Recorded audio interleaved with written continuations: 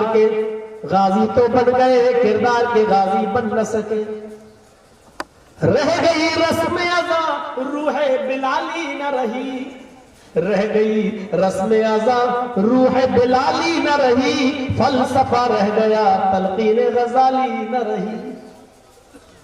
وہ بلال کی اذان اب کہاں سے لائیں جس کو منبر کے محراب سے جب دی جاتی تھی تو چڑیاں بھی بے قابو ہو جایا کرتی تھی، عورتیں بھی گھروں کی چھتوں پر آ جایا کرتی تھی، درختوں کے پتوں کی جنبش بند ہو جایا کرتی تھی، سمندر کی موجیں اپنی جگہ پر رک جایا کرتی تھی، اور حضرت بلال کی اذان سننے کے لیے سب وہاں پہ تماشا بنے ہوئے تھے۔ چڑیاں درختوں پر بیٹھ جایا کرتی تھی اور وہ پتوں پر چونچے نہیں مارا کرتی تھی کہ بلال اذان دے رہے ہیں۔ آج ہماری مسجدوں میں بھی اذان ہوتی ہے، نوجوانوں کو تو شوق ہی نہیں ہے، ان کو موقع ہی نہیں ہے، چائے کی چسکیاں چھوڑیں تب تو آئے۔ بیچارہ بوڑھا آدمی پہلے آ جاتا ہے، وہ بھی جانتا ہے کہ ہم چند دنوں کی چند مہینوں کے مہمان ہیں، اب تو کم سے کم اللہ کی عبادت کر لیں۔ وہ کبھی جھاڑو اٹھا لیتا ہے، مسجد میں جھاڑو دے دیتا ہے اور اپنی ٹوٹی پھوٹی لکنتی زبان سے اللہ اکبر کی اذان دے دیتا ہے۔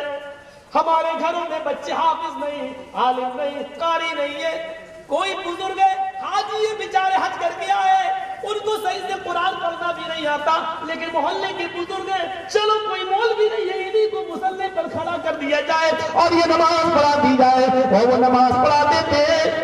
وہ ایک سجدہ روح زمین جس سے کانپ جاتی تھی، وہ ایک سجدہ روح زمین جس سے کانپ جاتی تھی، اسی کو ترستے ہیں آج منبر و محراب۔ آج ان سجدوں کی ضرورت ہے، ایک سجدہ آج اس سجدے کی ضرورت ہے میرے بھائیوں۔ وہ ایک سجدہ ہی تو تھا محمد رسول اللہ نے بدر کے میدان میں رکھ دیا تھا، اور سجدے میں روئے تھے، اتنا روئے تھے کہ آنسوؤں سے زمین میں گڈھے پڑ گئے تھے۔ ابو بکر نے پیچھے سے ہاتھ مارا تھا، تب اللہ کے نبی کو دیکھا تھا آنسوؤں سے گڈھا بھر گیا ہے، اور اللہ کے نبی سجدے میں یہ دعا کر رہے ہیں، اللہم لا تہلک حاضل اصحابہ حاضل اصحابہ لن تعبد بعد اليوم قط، اے ان تہلک حاضل اصحابہ لن تعبد بعد اليوم قط۔ اے اللہ آج یہ مٹھی بھر جماعت ہے، اگر یہ ہلاک ہو گئی، یہ 313 پکے سچے مسلمان ہیں، یہی میری پوری پونجی ہے، یہی میری 13 سال کی محنت کا نتیجہ ہے، میرے 13 سال جو محنت کی اس میں یہی 313 میں نے مسلمان کیے، یہی تیرا نام لیتے ہیں، یہی میری 13 سال کی محنت کی پونجی ہے۔ اے اللہ اگر آج یہ مٹ گئے، اگر آج یہ برباد ہو گئے اور کافروں نے ان کو نیست و نابود کر دیا، اے اللہ لن تعبد بعد اليوم، آج کے بعد پھر تیرا بھی کوئی نام لینے والا نہ ہوگا، تیرا بھی کوئی اللہ اللہ کہنے والا نہ ہوگا۔ میرے بھائیوں یہ سجدوں میں دعا کی جاتی تھی تو آسمان سے فرشتے مدد کرنے کے لیے اترا کرتے تھے، لیکن آج ہماری حالت کیا ہے؟ ہم کاٹے جا رہے ہیں، مارے جا رہے ہیں، تھرائے جا رہے ہیں، کون گو رکشا کے نام پر، کہیں اخلاق کا مڈر، کہیں پھلا کا مڈر، کہیں پھلا کا مڈر۔ میرے بھائیوں لیکن قانون ہوا کرتا ہے، جو چیز پابندی ہے تو سب جگہ ہونا چاہیے۔ یو پی میں جس جانور پر پابندی ہے تو گوا میں بھی ہونا چاہیے، یو پی میں اگر گائے آپ کی ماں ہے تو گوا میں بھی آپ کی حکومت ہے، وہاں پریٹکوں کو گائے کا گوشت کیوں دیا جا رہا ہے، وہاں بیف کیوں کھلایا جا رہا ہے؟ مجھے بتائیں مودی جی، مجھے سمجھائیں مودی جی، مجھے بتائیں، مجھے انگلش سمجھ میں نہیں آتی ہے، مجھے ہندی بتائیں، ایک جانور آپ کی ماں ہے، ہم اس کی قدر کرتے ہیں، ہم اس کی عزت کرتے ہیں، لیکن یو پی میں بین ہے تو ادھر بھی بین ہونا چاہیے، ادھر پابندی ہے تو ادھر بھی ہونی چاہیے۔ میرے بھائیوں ہمیں ہندی سمجھاؤ، ذات برادری میں پڑھنا نہیں چاہتے ہیں، جتنا یہ ملک تمہارا اتنا میرا بھی ہے، جتنا خون آپ نے بہایا اتنا ہم نے بھی بہایا ہے، کوئی آدمی ہمیں تانے نہ مارے یہاں سے نکلنے کے لیے اور پاکستان جانے کے لیے نہ کہے پاکستان جس کا ہو وہ چلا گیا، ہم ہندوستان کی مٹی سے پیدا ہوئے، اسی مٹی میں رہیں گے، یہی مریں گے اور یہی کفن ہوں گے، اور مرنے کے بعد اپنا جسم یہی کی مٹی میں ملا کر شامل کر لیں گے۔ ہم وفادار ہیں، ہم بے وفا نہیں ہیں، کبھی بھی آسمان لینا، جب بھی اس گلستان کو خون کی ضرورت پڑی سب سے پہلے گردن ہماری کٹی۔ آج ہم سے کہتے ہیں یہ اہل چمن، یہ چمن ہمارا تمہارا نہیں، اسی سجدے کی ضرورت ہے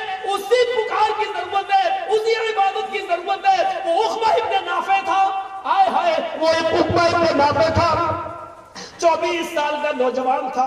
ये नौजवान बैठे गौर करें, ये 24 साल का नौजवान था, अपनी तलवार लेता है, 1500 नौजवानों को, फौजियों को अपने साथ लेकर चलता है और जहां जाता है वहां इस्लाम का झंडा लहरा देता है, वहां जिहाद करता और इस्लाम का झंडा लहरा देता है। हर जगह इस्लाम ही इस्लाम फैला दिया, चारों तरफ इस्लाम का झंडा लहरा दिया।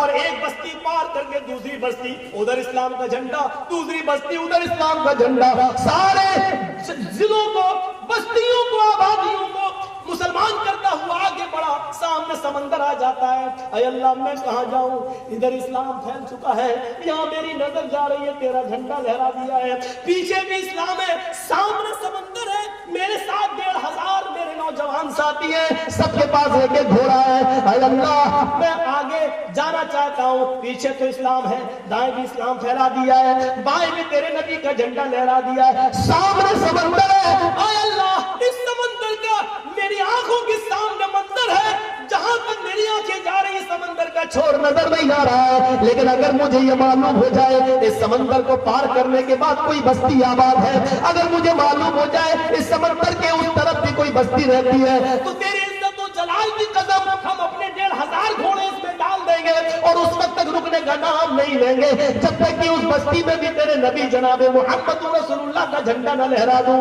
ये नौजवान है, अपनी बहन को इस्लाम का झंडा नहीं दे सकता है, अपनी बहन से पर्दा नहीं करा सकता है, अपनी बहनों बेटियों को, अपनी बहनों बेटियों को बेपर्दगी से नहीं रोक सकता है। ये आज का बाप है जो अपनी बेटी पर कंट्रोल नहीं कर सकता है, ये अपनी बेटी को बेपर्दगी से नहीं रोक सकता है, जो अपने घर में इस्लाम नाफिज न कर पाए वो दुनिया में इस्लाम नाफिज की लिबास की बात क्या करता है, वो शहर में इस्लाम की लिबास की बात क्या करता है। मेरे भाइयों, जरूरत है इस वक्त हमें अपने आप को कंट्रोल करने की, अपने आप को संभालने की और दीन की नशो-ए-शात करने की।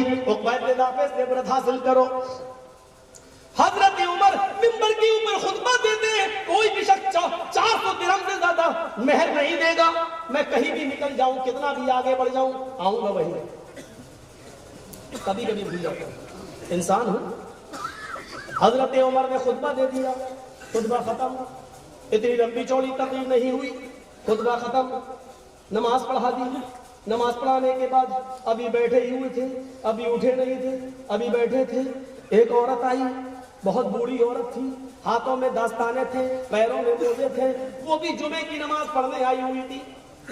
वो आई, चेहरा छिपाए हुए थी, कहने लगी अमीरुल मोमिनीन आपसे एक मसला जानना है। जी बोलिए माँ, क्या बात है। बूढ़ी आवाज सुनी, लड़खड़ाती आवाज से समझ गई बूढ़ी औरत है। कहा माँ क्या बात है। कहा अमीरुल मोमिनीन आपने खुतबे में अभी ये कहा है कि 400 दिरहम से ज्यादा अगर कोई शौहर अपनी बीवी को मेहर देगा तो वो छीन लिया जाएगा। अरे उमर आप कौन होते हैं छीनने वाले। एक बूढ़ी औरत उमर को आगाह कर रही है।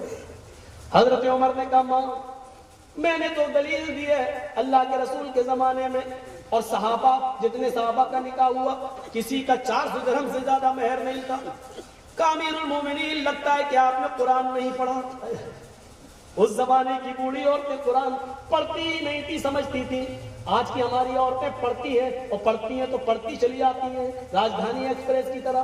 पूछो कितना पढ़ लिया, कहने लगी रमजान में 3 खत्म कर लिए, 4 खत्म कर लिए। अरे रख ले अपनी पॉकेट में, 4-5 क्या करेगी। ऐसे 4-5 खत्म करने के क्या फायदे हैं। वो बूढ़ी औरत पढ़ती थी और इधर समझती भी थी और उमर से कहती भी जी क्या आपने कुरान नहीं पढ़ा। उमर चौंक, माँ क्या बात है। फरमाया उमर कुरान कहता है, दलील देखिए दलील, उमर का कयास नहीं चलता। कहती है अरे उमर कुरान कहता है, अल्लाह फरमाता है वआतैतुम इहदाहुन्ना किंतारन फला ताखुजू मिनहु शैअ।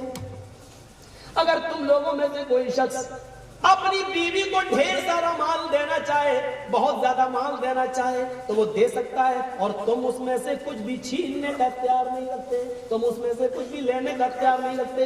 अल्लाह कह रहा है शौहर अपनी बीवी को जितना चाहे उतना माल दे सकता है और तुम लेने के हकदार नहीं हो, और तुम कह रहे हो कि मैं ले लूंगा, मैं छीन लूंगा और बैतुल माल में जमा कर दूंगा। हजरत उमर ने लोगों से पूछा क्या यह आयत कुरान में है। लोगों ने कहा हाँ है। अब हजरत उमर की जिम्मेदारी देखिए, क्या कहा منبر پر دوبارہ کھڑے ہو گئے اور کھڑے ہو کر کہتے ہیں اصابت امراتن واخطا رجل، ایک عورت نے صحیح بات کہی اور عمر سے خطا ہو گئی. واخطا رجل، ایک آدمی غلطی کر گیا، ایک شخص غلطی کر گیا اور عورت نے صحیح بات کہی ہے. اب اسی کی بات کو لاگو کیا جائے گا. لوگوں اپنی بیویوں کو جتنا چاہو اتنا مہر دے دو، اب میں چھیننے کا حق نہیں رکھتا، کیونکہ عورت نے اس بوڑھی عورت نے صحیح بات کہہ کے مجھے دلیل دے کر مطمئن کر دیا. مسلمانوں، دوسرے مسلک کے لوگوں، اگر تم یہاں میری بات سن رہے ہو تو غور سے بتاؤ، سن کر بتاؤ. رب کعبہ کی قسم، عمر فاروق اپنی بات واپس لے رہے ہیں. عمر فاروق کہہ بھی رہے ہیں کہ مجھ سے غلطی ہو گئی. ایک آدمی نے غلطی کی اور اپنی بات سے غلطی کا اعتراف بھی کر لیا اور رجوع بھی کر لیا، تو کیا ہماری نظر میں عمر کا مقام گھٹ گیا؟ کیا ہماری نظر میں عمر فاروق ناقص ہو گئے، کمزور ہو گئے؟ نہیں، اس لیے ناقص نہیں ہے کیونکہ انہوں نے اپنی بات سے رجوع کر لیا. اگر وہ یہ کہتے کہ میں نے جو کہا وہی صحیح ہے، قرآن ہم نہیں مانے، تب ہم کچھ کہتے. لیکن حضرت عمر فاروق نے قرآن کو لاگو کر دیا اور اپنی بات لے کر یہ کہہ دیا ایک آدمی سے غلطی ہوئی.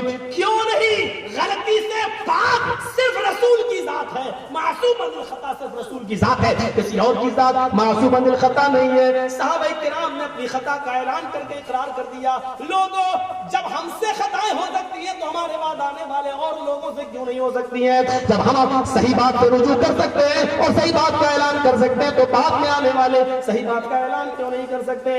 اور اللہ کروڑوں رحمتیں نازل فرمائے امام اعظم ابو حنیفہ رحمۃ اللہ علیہ کی ذات پر. اور میری اس دعا میں سب آمین کہیے. اللہ کروڑوں رحمت نازل فرمائے ابو حنیفہ رحمت اللہ علیہ کی ذات پر. ابو حنیفہ رحمت اللہ علیہ پر انہوں نے بھی ڈنکے کی چوٹ پر اعلان یہی کیا تھا. عقد الجید پڑھیے، شاہ ولی اللہ محدث دہلوی رحمت اللہ علیہ کی کتاب پڑھیے عقد الجید، اس کا صفحہ نمبر 57 ہے، عربی کی کتاب ہے، ذرا پڑھیے. ابو حنیفہ رحمت اللہ علیہ کتنا واضح طور پر فتویٰ دے رہے ہیں. اذا قلت قولا یخالفہ کتاب اللہ فاترکوا قولی بکتاب اللہ. لوگوں، جب میں اپنی زبان سے کوئی ایسی بات کہہ جاؤں جو اللہ کی کتاب میں نہ ہو اور قرآن کی مخالفت ہو رہی ہو، اگر میں کوئی ایسی بات کہہ دوں جو اللہ کی کتاب میں نہ ہو، یعنی قرآن میں نہ ہو، یا میری بات کا قرآن مخالفت کر رہا ہو، قرآن میں کچھ اور ہو اور میں کچھ اور کہہ رہا ہوں، فَاتْرُكُوا قَوْلِي بِكِتَابِ اللَّهِ، تو میری قول کو، میری بات کو چھوڑ دینا اور قرآن کو لے لینا، میری بات کو ترک کر دینا اور قرآن پر عمل کرنا. یعنی قرآن کے الفاظ کے ہوتے ہوئے میری کوئی حیثیت نہیں ہے. اُتْرُكُوا قَوْلِي بِكِتَابِ اللَّهِ. اللہ کروڑوں رحمت نازل فرمائے ابو حنیفہ رحمت اللہ علیہ پر، اس لیے کہ انہوں نے بالکل واضح اور سچی بات کہی ہے اور یہی تو ہم کرتے ہیں.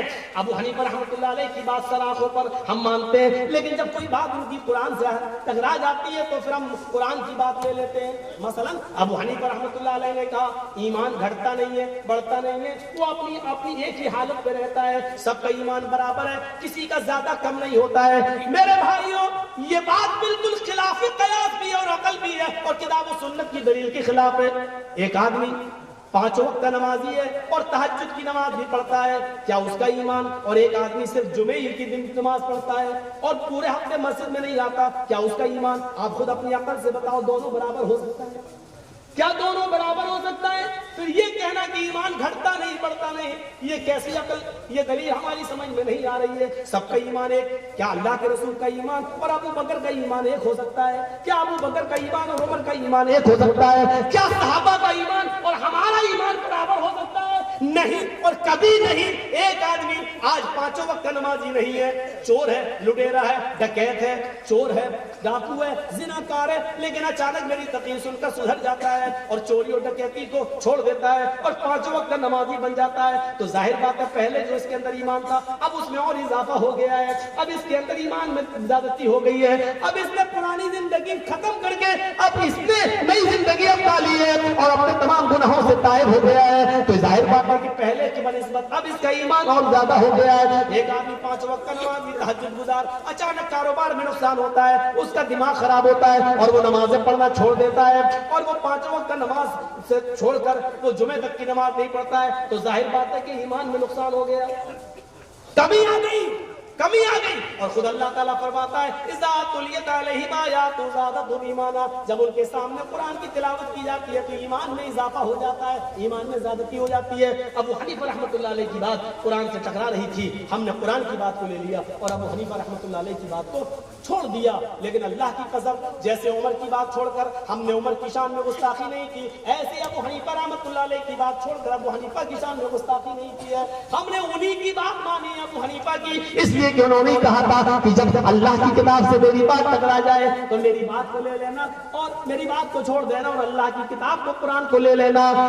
اللہ کروڑوں رحمتیں نازل فرمایا ابو حنیفہ پر. آگے فرماتے ہیں اذا قلت قولا یخالف خبر الرسول, اگر میں کوئی ایسی بات کہہ دوں کہ اللہ کے رسول کی حدیث ٹکرا جائے تو میری بات کو چھوڑ دینا اور اللہ کے رسول کی حدیث کو لے لینا, میری بات کو ترک کر دینا. آگے چل کر اتنی بڑی بات کہہ دی کہ اگر میں کوئی ایسی بات کہہ جاؤں اذا قلت قولا یخالفہ قول الصحابہ, کہ اگر وہ کسی صحابی کے قول کے خلاف ہو تو صحابی کی بات کو لے لینا, میری بات چھوڑ دینا. صحابی کی بات اس لیے لینا کیونکہ اس نے نبی کو دیکھا ہے, وہ نبی کے ساتھ چلا ہے, وہ نبی کے ساتھ اٹھا ہے, وہ نبی کے ساتھ بیٹھا ہے, اس لیے نبی کی بات جتنی اچھی طرح وہ جانتا ہے میں نہیں جانتا ہوں گا, اس لیے اس کی بات کو لے لینا اور میری بات کو چھوڑ دینا. تو اس عورت نے کیا کہا وَآتَيْتُمْ إِحْدَاهُنَّ قِنطَارًا فَلَا تَأْخُذُوا مِنْهُ شَيْئًا. اے عمر, اللہ فرماتا ہے کوئی شوہر اپنی بیوی کو ڈھیر سارا مال دینا چاہے تو دے سکتا ہے, تم لینے والے نہیں ہو. حضرت عمر نے رجوع کر لیا اپنے اس مسئلے سے. ایک حدیث اور سنا دوں, بڑی دلچسپ ہے اور آپ نے شاید نہ سنی ہو. ایک واقعہ حضرت, اور میں نے شاید سنایا تھا اس جگہ بھی یاد آ رہا مجھے, حضرت عثمان غنی کے زمانے میں ایک واقعہ پیش آ گیا. کتنا زبردست منظر پیش آ گیا. ایک صحابی آئے اور کہنے لگے عثمان ایک مسئلہ پوچھنا ہے. کہا کیا؟ کہ میری شادی ہو گئی. کہا تو کیا ہوا, سب کی ہوتی ہے. ارے سنیے تو آگے. 6 مہینے ہوئے شادی کو. کہا اچھا, اللہ برکت دے. کا برکت تو بہت ہو گئی. کا کیا ہوا؟ کا 6 مہینے میں بچہ ہو گیا. ہائے عثمان امیر المومنین, میری شادی کو 6 مہینے ہوئے اور میری بیوی نے بچہ دے دیا, بچہ پیدا کیا. آپ سمجھ رہے ہیں پوچھنے والا کیا پوچھنا چاہ رہا ہے؟ ظاہر ہے پوچھنے والے کی نیت یہ ہے, اے امیر المومنین, بچہ عام طور پر 9 مہینے کے بعد پیدا ہوتا ہے, میری بیوی نے شادی کے 6 مہینے کے بعد بچہ پیدا کیا, ہم اس بچے کو اپنا بچہ مانے یا غیر کا مانے, یہ ناجائز تو نہیں ہے. اور حضرت عثمان نے 2 ٹوک فیصلہ کیا کر دیا؟ حضرت عثمان نے 2 ٹوک فیصلہ کیا کہہ دیا؟ بچہ تو ناجائز ہے. کیا کہا حضرت عثمان نے؟ بچہ ناجائز ہے. یہ جمعرات کا دن تھا جس دن مسئلہ پوچھا, لیکن عثمان غنی نے ایک فیصلہ جمعے کے دن اور سنا دیا. لوگوں, کل جو نوجوان آیا تھا وہ کہاں ہے؟ کہا یہاں کھڑا ہوں. کہا تمہاری بیوی نے 6 مہینے میں بچہ پیدا کیا. کہاں؟ کہا وہ بچہ حرام کا ہے, ناجائز ہے, وہ کسی دوسرے کی اولاد ہے, تمہاری بیوی زانیہ ہے, لہذا اس کو پتھروں سے مار مار کے سنسار کر دو, اس کو پتھروں سے مار مار کے ہلاک کر دو. یعنی تمہاری بیوی کو پتھروں سے مار کر ختم کر دیا جائے. جمعہ کا خطبہ ختم, نماز ہو گئی. حضرت علی بھی آئے تھے. حضرت علی آگے بڑھ گئے, کہنے لگے عثمان غنی, لگتا ہے آپ نے قرآن کا مطالعہ صحیح سے نہیں کیا. کیا مطلب؟ آپ نے ایک بے قصور عورت کو سنسار کرنے کا, پتھر سے مارنے کا حکم دے دیا. اب بے قصور کہاں ہے؟ 6 مہینے میں بچہ پیدا ہوا ہے. کیا 6 مہینے میں بھی عورت بچہ پیدا کر سکتی ہے؟ اور کر سکتی ہے تو آج تک کسی نے کیا کیوں نہیں ہے؟ حضرت علی نے کہا کسی نے کیا نہیں ہے, یہ دلیل صحیح نہیں ہے. اگر ہو جائے تو بچہ جائز ہے یا ناجائز, یہ پوچھئے. ہو جائے تو بچہ جائز ہے. 6 مہینے کا بچہ جائز ہے. شاہ علی تمہاری ایسے بات کیسے مان لوں؟ دلیل تو دیجیے. بغیر دلیل کے نہیں. حضرت عثمان کتنا بڑا فیصلہ کر گئے, قتل کر دو, اس عورت کو مار دو, اور حضرت علی دلیل دے رہے اور حضرت عثمان واپس لے رہے اپنا فیصلہ. اسی مسجد کے اندر حضرت علی دلیل دے رہے ہیں, اے عثمان دلیل سنو. اللہ فرماتا قرآن میں والوالدات یرضعن اولادہن حولین کاملین، مائیں اپنے بچوں کو دودھ پلائیں مکمل 2 سال۔ کتنے؟ 2 سال۔ حضرت عثمان کہتے ہیں یہ دودھ پلانے کی مدت بتا رہے ہو؟ ارے بچے کی بتاؤ، یہ تو مجھے بھی معلوم ہے 2 سال بچہ دودھ پیتا ہے۔ کہا رکو ابھی دلیل دے رہا ہوں۔ یہ دلیل ہے، مائیں اپنے بچوں کو دودھ پلائیں کتنے؟ 2 سال، حولین 2 سال، اور کاملن مکمل۔ مکمل کا مطلب یہ ہے کہ 2 سال تک پلا سکتی ہیں، پہلے تو چھڑا سکتی ہیں لیکن 2 سال کے بعد نہیں پلا سکتی، ایک بھی دن زیادہ نہیں، 2 سال سے ایک بھی دن زیادہ نہیں پلا سکتی ہیں۔ اب یہ حساب چاند کے حساب سے عورتیں رکھیں۔ کہا کہ مجھے معلوم ہے یہ دلیل، لیکن یہ بچے کی دلیل نہیں، یہ 6 مہینے کی۔ کہا عثمان قرآن کی دوسری دلیل دیکھو، اللہ فرماتا ہے وَفِصَالُهُ فِي عَامٍ، مائیں اپنے بچوں کا دودھ چھڑائیں 2 سال میں۔ حضرت عثمان کہتے بات تو ایک ہی ہے، چاہے پلائیں 2 سال تک یا چھڑائیں 2 سال میں۔ وہی میں بتانا چاہتا ہوں آپ کو، دودھ پلانے کی مدت کتنی ہے؟ 2 سال تک، یا دودھ چھڑانے کی مدت کتنی ہے؟ 2 سال کے اندر، یعنی 2 سال تک پلا سکتی ہے، 2 سال کے بعد نہیں، 2 سال کے اندر اندر چھڑا سکتی ہے، 2 سال کے بعد نہیں۔ یہ سمجھ گئے؟ کان ادھر سے پکڑو یا ادھر سے پکڑو، بات ایک ہی ہے، 2 سال تک پلائیں یا 2 سال میں چھڑائیں، بات ایک ہی ہے۔ کہا سمجھ گئے نا؟ کہا ہاں سمجھ گئے، لیکن یہ تو پلانے کی چھڑانے کی مدت ہے، بچے کی بتاؤ نا 6 مہینے کا عمل۔ اب سنیے اللہ کیا فرماتا ہے، آئے عثمان اب حمل کی اور دودھ چھڑانے کی دونوں کی مدت مہینے کا نام لے کر بتا دیا۔ اللہ تعالیٰ نے فرمایا وَحَمْلُهُ وَفِصَالُهُ 30 شَهْرًا، وَحَمْلُهُ وَفِصَالُهُ 30 شَهْرًا، حمل کا بھی نام آ گیا اور فصال دودھ چھڑانے کی مدت بھی آ گئی۔ کتنے ہیں؟ عورت کی حمل کی مدت اور بچے کے دودھ چھڑانے کی مدت، یہ دونوں مدتوں کو جوڑا تو کتنا؟ 30 مہینے، 30 شہرن، کتنا ہے؟ 30 مہینے۔ آئے عثمان جب حمل کی اور دودھ چھڑانے کی دونوں کی مدتیں اللہ نے کتنی بتائی؟ 30 مہینے۔ 30 مہینے میں 2 سال دودھ پلانے کی مدت ہوئی، 2 سال یعنی 12 دوری 24، 30 مہینے میں سے 24 مہینے الگ نکال دو، یہ تو دودھ پلانے کی مدت اللہ نے بتا ہی دی ہے۔ تو اب باقی جو مدت بچی ہے وہ حمل کی مدت ہے، وہ حمل، تو بتائیے 30 میں سے 24 دودھ کے نکل گئے تو اب کتنے بچے؟ کہا 6۔ کہا یہ حمل کی مدت ہے، یعنی حمل کی اقل مدت 6 مہینے ہے، یعنی 6 مہینے کے بعد اگر کوئی عورت بچہ پیدا کرے تو وہ بچہ جائز مانا جائے گا، 6 مہینے سے پہلے اگر بچہ پیدا کرتی ہے تو وہ ناجائز اور حرام مانا جائے گا، کیونکہ 30 مہینے حمل اور دودھ پلانے دودھ چھڑانے کی دونوں کی مدتیں 30 مہینے ہیں، اور 30 مہینے میں سے 2 سال جب دودھ پلانے کی مدت ہے تو باقی کتنی بچی؟ 6 مہینے، یہ اقل مدت ہے۔ حضرت عثمان کھڑے ہوتے ہیں ممبر پر دوبارہ اور کہتے ہیں اے اللہ اگر آج علی مسجد میں نہ ہوتے، اگر آج علی نہ ہوتے تو عثمان قاتل بن جاتا، ایک عورت کے قتل کا حکم نافذ کر دیا تھا، اتنی بڑی غلطی کہ میں نے ایک عورت کے قتل کا حکم دے دیا، حالانکہ وہ بے قصور تھی، وہ زانیہ نہیں ہے۔ میں اپنے جملے واپس لے رہا ہوں، بس یہ پیغام دے کر میں یہ بتانا چاہتا ہوں میرے ساتھیوں، عثمان غنی سے غلطی ہوتی ہے، حضرت عمر فاروق سے خطا ہوتی ہے، لیکن قرآن و حدیث کی دلیل آ جانے کے بعد ان لوگوں نے چو چرا نہیں کی ہے اور قرآن و حدیث کے قانون کو لاگو کیا ہے۔ ہم اہل حدیث ہیں ضرور، لیکن میرے بھائیوں کسی مسلک کے ہم مخالف نہیں ہیں، بس اتنی دلیل، اتنی سی بات ہم کہتے ہیں کہ میرے بھائیوں قرآن و حدیث کے آگے پھر کسی کی نہیں مانو، سب سے بڑی بات ہے قرآن و حدیث۔ ابو حنیفہ، اللہ کی قسم ہم سے زیادہ ابو حنیفہ کو آپ نہیں مانتے، آپ کا یہ دعویٰ کہ اہل حدیث اماموں کو نہیں مانتے، اگر جھگڑا اماموں کی بات کا ہے تو میں آپ سے پوچھنا چاہتا ہوں امام کو ماننا چاہیے یا اماموں کو؟ ایک جواب دے دیں آپ، امام کو ماننا چاہیے یا اماموں کو؟ آپ کہیں گے اماموں کو، تو الحمدللہ ہم اماموں کو مانتے ہیں اور آپ امام کو مانتے ہیں۔ اگر نتیجہ نکالیں گے تو آپ چاروں اماموں کو کہتے ہیں، برحق چاروں ہیں، لیکن آپ اماموں کو نہیں مانتے ہیں، اللہ کی قسم نہیں مانتے ہیں، آپ صرف امام کو مانتے ہیں، اماموں کو نہیں مانتے ہیں۔ ابو حنیفہ کی بات ہی مانتے ہیں، امام شافعی کی نہیں مانتے، امام مالک کی نہیں مانتے، امام احمد بن حنبل کی نہیں مانتے، اور ہم چاروں اماموں کی بات مانتے ہیں۔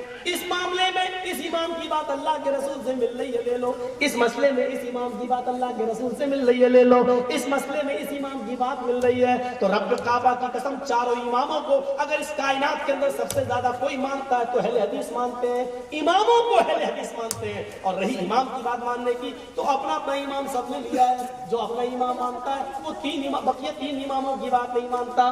شافعی لوگ تین اماموں کی بات اپنے امام کی بات مان رہے ہیں، تو اب یہ سوال پیدا ہوتا ہے امام کو ماننا چاہیے یہ اماموں کو، تو آپ یہ کہیں گے کہ اماموں کو، تو اماموں کو تو ہم بھی مانتے ہیں۔ اب رہا مسئلہ امام کا، تو صرف آپ امام کو، ایک امام کو مانتے ہیں، تین کو چھوڑے بیٹھے ہیں۔ اگر آپ تین کو چھوڑ کر، چار امام برحق ہیں، چاروں برحق ہیں، چاروں کو ماننا چاہیے۔ اگر آپ تین کو چھوڑ کر ایک کو مان رہے ہیں پھر بھی چاروں کے ماننے والے ہیں، تو ہم چاروں کو چھوڑ کر، ان کی باتیں چھوڑ کر اور اللہ کے رسول کی بات مان کر چاروں کے ماننے والے کیوں نہیں ہو سکتے؟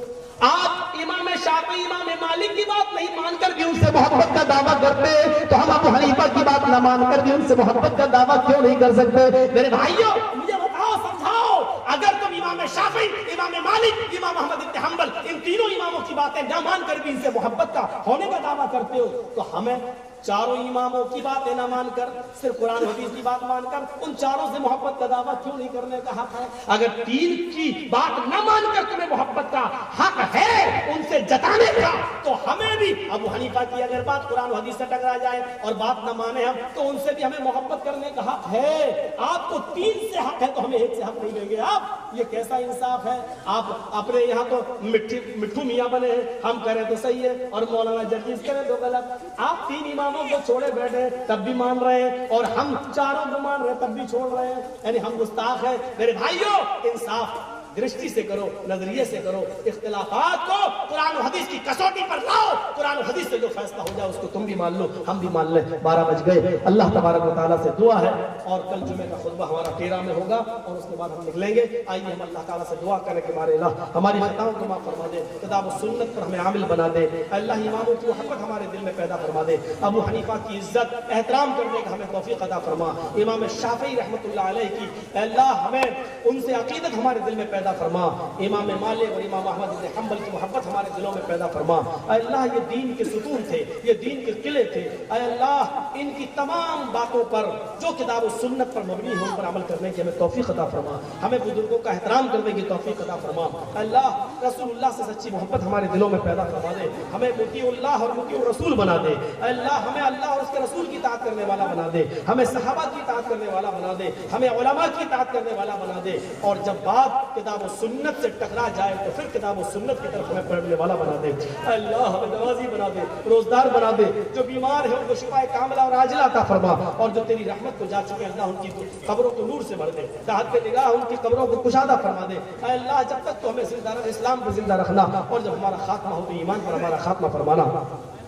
لا الہ الا انت سبحانک انی کنت من الظالمین ربنا آتنا فی الدنیا حسنۃ وفی الآخرۃ حسنۃ وقنا عذاب النار ربنا ظلمنا انفسنا وان لم تغفر لنا وترحمنا لنكونن من الخاسرین ربنا تقبل منا انک انت السمیع العلیم وتب علینا انک انت التواب الرحیم وصلی اللہ تعالی علی خیر خلقہ محمد وعلی آلہ وصحبہ اجمعین برحمتک یا ارحم الراحمین۔